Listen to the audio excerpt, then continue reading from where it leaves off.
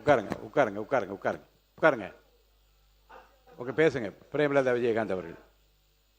பேரவை தலைவர் அவர்களே, முதலமைச்சர் அவர்களே, எதிர்க்கட்சி தலைவர் அவர்களே, அமைச்சர் பெருமக்களே, சட்டமன்ற உறுப்பினர்களே, அவை பணியாளர்களே, காவலர்களே, கேமராமேன்களே, இந்த சட்டமன்றத்திற்காக உழைக்கும் அனைத்து அரசு ஊழியர்களே, அனைவருக்கும் முதல்கண் எனது பணிவான வணக்கங்களை தெரிவித்துக் கொண்டு, இன்றைக்கு மிக முக்கியமான நாளாக 2 தீர்மானங்கள், அதை குறித்து என்னுடைய உரையை நான் தொடங்குகிறேன்.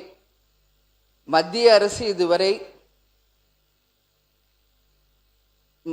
தொகுதி மறுவரையை தொடர்பான இந்த மசோதாவில் சட்ட முன்வொழிவு இதுவரைக்கும் மத்திய அரசுல சட்ட முன்வொழிவு இதுவரை கொண்டு வரவில்லை. அப்படி இருக்கையில் நம் தமிழ்நாட்டில் அந்த கொண்டு வருவதை எந்த அடிப்படையில் இது சரியாக இருக்கும் என்பதை நான் கேட்கிறேன். ஏன்னா இதுவரைக்கும் சட்ட முன்வொழிவு நம்மளுடைய மத்திய அரசு கொண்டு வரவில்லை.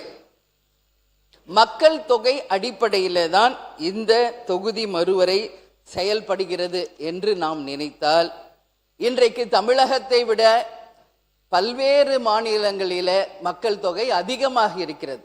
அந்த மக்கள் தொகை அதிகமாக இருக்கிறது என்ற ஒரு காரணத்துக்காக தமிழ்நாட்டில் இருக்கின்ற எம்பிக்களினுடைய எண்ணிக்கை குறைய வாய்ப்பு இருக்கிறது.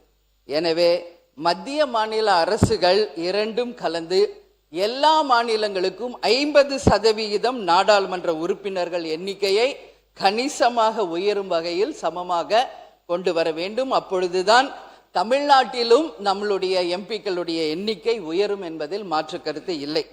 அதே போல 543 எம்பிக்கள் இருக்கின்ற இடத்திலே 815 எம்பிக்கள் வருவதற்கு வாய்ப்பாகும். இன்றைக்கு நிலையில் தமிழ்நாட்டில் மொத்தம் 39 எம்பிக்கள் மட்டுமே இருக்கின்றார்கள். இந்த தொகுதி மறுவரையின் மூலமாக கண்டிப்பாக தமிழ்நாட்டுக்கு 59 எம்பிக்கள் வருவதற்கு வாய்ப்புகள் இருக்கின்றது. அந்த வகையில் 7.2% நம்மளுடைய விகிதாச்சாரம் குறையாமல் நம் மக்களுடைய பிரச்சனையை நாடாளுமன்றத்தில் பேசுவதற்காக உறுதியாக நம் எம்பிக்கள் அங்கு பேச முடியும். இன்றைய நிலையில் 10 லட்சம் மக்களுக்கு ஒரு எம்பி தான் இப்பொழுது நாடாளுமன்றத்திலே இருக்கிறார்கள். இந்த தொகுதி மறுவரை செய்வதன் மூலம் 7 லட்சத்திலிருந்து 8 லட்சம் மக்களுக்கு ஒரு எம்பி விகிதமாக அந்த தொகுதிக்கு மக்கள் சிறப்பாக கண்டிப்பாக நம்மளுடைய எம்பிக்கள் பணியாற்ற முடியும். இப்ப 10 லட்சம் பேருக்கு ஒரு எம்பி வேலை செய்யறதுக்கும் 7லிருந்து 8 லட்சம் மக்களுக்கு ஒரு எம்பி அந்த மக்கள் குறைகளை நேரடியாக கேட்டு அதை பாராளுமன்றத்திலே பேசி தமிழ்நாட்டுக்கும் தமிழக மக்களுக்கும் அதன் மூலம் பல்வேறு விதமான திட்டங்களை கொண்டு வர முடியும்.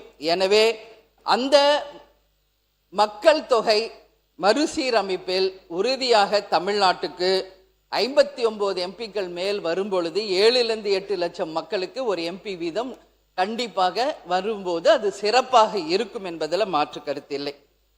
அதே போல பெண்களுக்கு 33% தர வேண்டும் என்று ஒரு தீர்மானம், அதை ஒரு பெண் அவை உறுப்பினராக தேசிய முற்போக்கு திராவிட கழகத்தின் பொதுச் செயலாளராக ஒட்டுமொத்த பெண்கள் சார்பாக அதை நான் வரவேற்கிறேன்.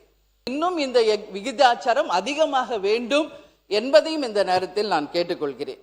அந்த வகையில் பெண்களுக்கு 543 33% ஒதுக்கினால் மொத்தம் 179 பெண் எம்பிக்களுக்கு மாறாக 815 எம்பிக்கள் இன்று 33% இடஒதுக்கீட்டின்படி வழங்கினால் 269 பெண் எம்பிகள் வருவார்கள் நம்ம தமிழ்நாட்டில். அப்படி நம்ம பார்த்தா மொத்தம் டெல்லியில 259 பெண் எம்பிக்கள் வரும் பொழுது பெண்கள் மட்டுமே 90 பேர் அதிகமாக வாய்ப்பு இருக்கிறது.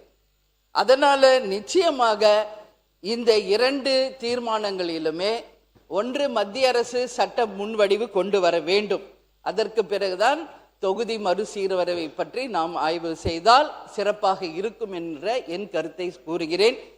பெண்களுக்கு 33% வழங்கி நிச்சயமாக நமது தமிழ்நாட்டில இந்த 39 எம்பிக்களை 59 எம்பிக்களாக உயர்த்தி 7லிருந்து 8 லட்சம் மக்களுக்கு ஒரு எம்பி வீதம் டெல்லியிலே சென்று தமிழ்நாட்டிற்காக குரல் கொடுக்கும் பொழுது நிச்சயமாக தமிழ்நாட்டை இன்னும் நாம் மிகப்பெரிய அளவிலே வளர்ச்சி பாதைக்கு கொண்டு செல்ல முடியும். மக்களுக்கும் மத்திய அரசின் மூலம் கிடைக்க வேண்டிய பணிகளும் திட்டங்களையும் கொண்டு வர முடியும். மத்திய அரசின் மூலம் மாநில அரசும் நிச்சயமாக அந்த திட்டங்களை கொண்டு வர முடியும் என்பதில் மாற்று கருத்து இல்லை என்பதை என்னுடைய கருத்தாக கூறி வாய்ப்பு கொடுத்த நமது பேரவைத் தலைவருக்கு நன்றி கூறி அமருகிறேன். நன்றி, வணக்கம்.